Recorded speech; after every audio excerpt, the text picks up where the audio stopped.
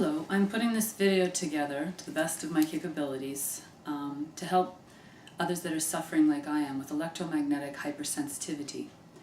I'd like to just show you and share with you a few tips that might help lower your suffering, and some things are obviously very costly, but there's things that you can do that are not so costly that can actually make a big difference.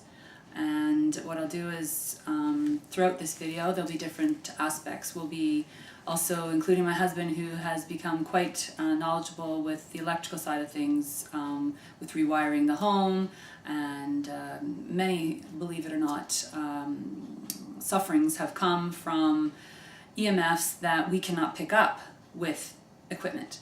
We don't have top of the line equipment like some of the experts do, but you know, we have enough to measure a certain amount of electrical fields, magnetic fields, radio frequencies, direct electricity. Even the newest one that we purchased is the one for the lights, because we read that in the Maison Sen magazine, and as electrosensitive that I am, extremely hypersensitive, and life is very difficult to function, so we have to do the best that we can to try to allow my body to heal. We're maybe not out in the country where it's less populated, but unfortunately we don't have that option, so we're doing the best that we can with what we have. So I'd like to share in hopes to make somebody else's life a little easier and tolerable. Also, I'd like to just mention that we also have a electromagnetic hypersensitive child, and that's just compounds the complexity and the difficulty of trying to live this wireless world and raise a child who's electrosensitive, being electrosensitive myself. So anybody who is EHS, which I will mention instead of this long electromagnetic hypersensitive word, anyone who's EHS will know right away that it's quite a challenge. So again, my main goal for this video is to help anyone out there who's suffering, show them tips that they might be able to do at home themselves, or hire someone else to do whatever we mention future on in the video. So let me just start by speaking right away of the personal things that I had to do with the daily way I dress, or the personal hygiene. Like from what I learned myself, the less toxins in the environment, the healthier our immune system can be and better we feel. So a lot of people too that are electrosensitive are also chemical sensitive. So I use as much organic as possible, and I always read my ingredients, and if I don't know what it is, I don't buy it. I do simple things. The simpler the better, I find, and the less toxic. So chemical elimination is very important.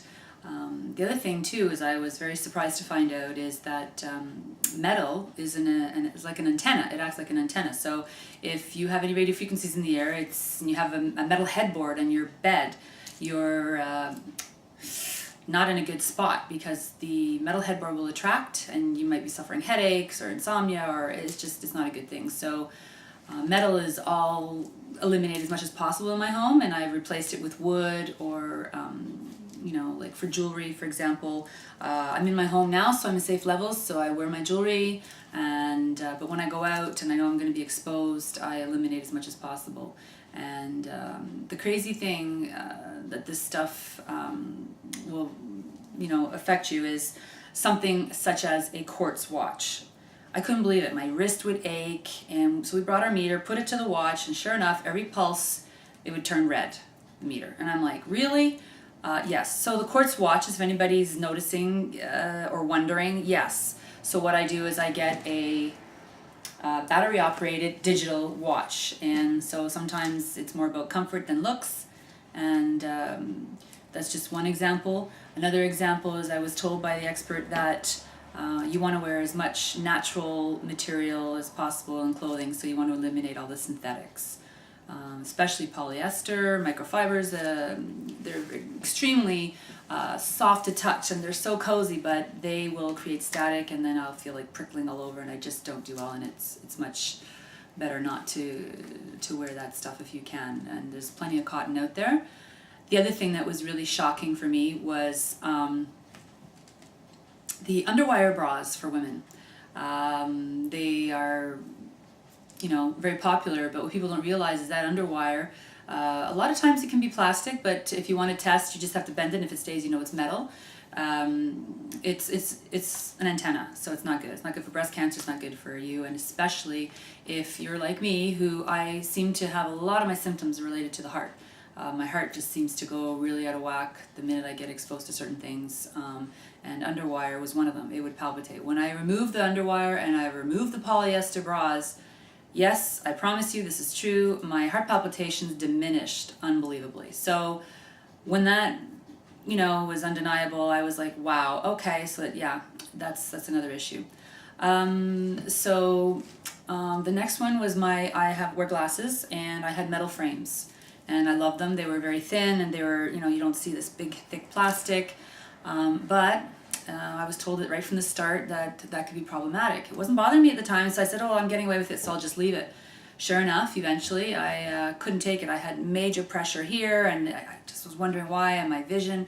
And then it dawned on me, a year ago I was told by the expert that I shouldn't be wearing metal frames. So I eliminated them and got plastic. And what else? There's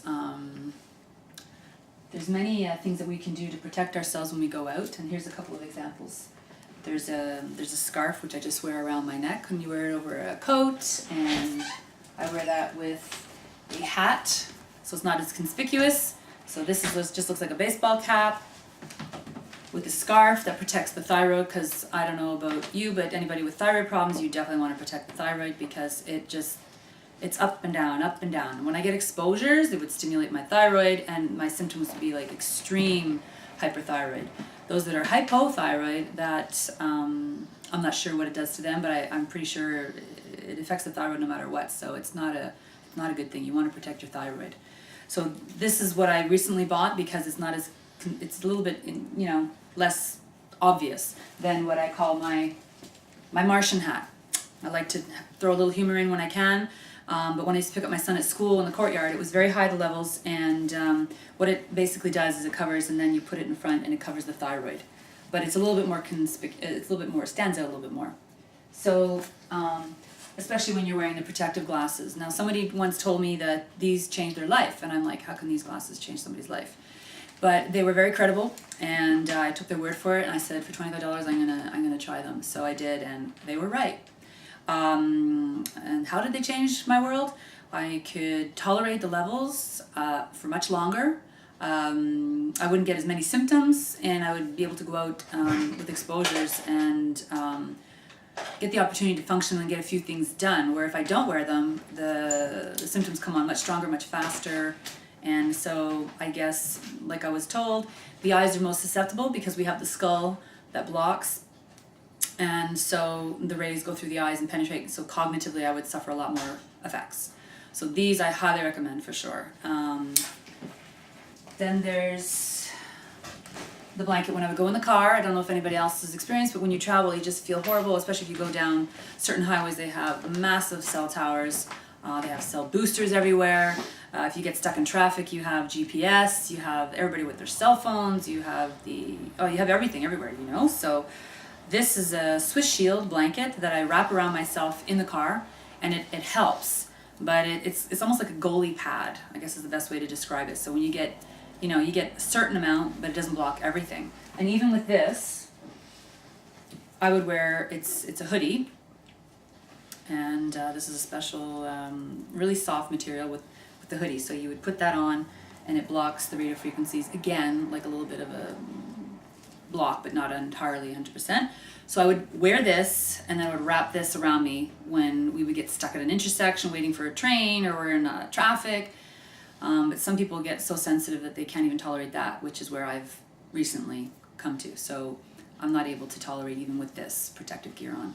So the levels of electromagnetic hypersensitivity vary very much from different people, different levels. So my goal for this video, again, is just to see if I can offer any new information or any new tips to make somebody else's life a little less sufferable. And again, when my son, electromagnetic hypersensitive, he has, this wrapped around him when he goes out sometimes if we want to go see the fireworks.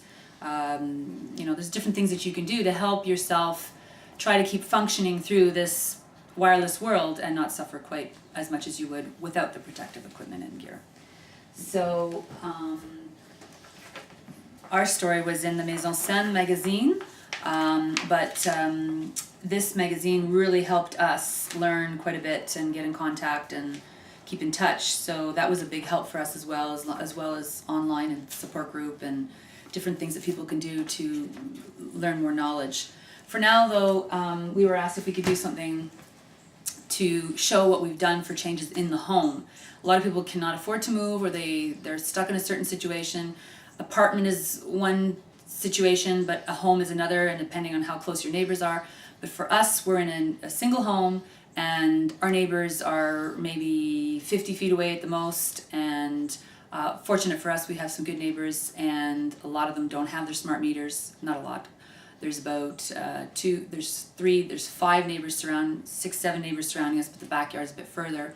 And the side ones, they've eliminated their smart meter. They have not. They have not. So we're lucky at that aspect, but I do believe any of these changes in the home can help no matter where you are. So if you want to just follow through with watching the rest of the video, my husband also will say a few words about his technical side of things where I'm not as good at, and hopefully we help somebody.